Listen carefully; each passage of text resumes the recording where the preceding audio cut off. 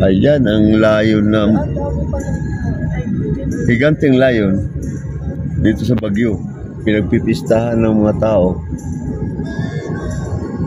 Kasi ang laway ng layon na yan, gamot yan sa sakit ng ngipin. Yan.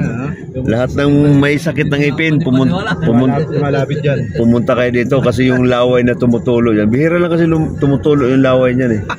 Kaya maraming tao yan. Oh. Maniniwala sa vlog. Yan. Kaya parin Joey, mag-subscribe ka na sa vlog namin. Makakuha ka ng tip.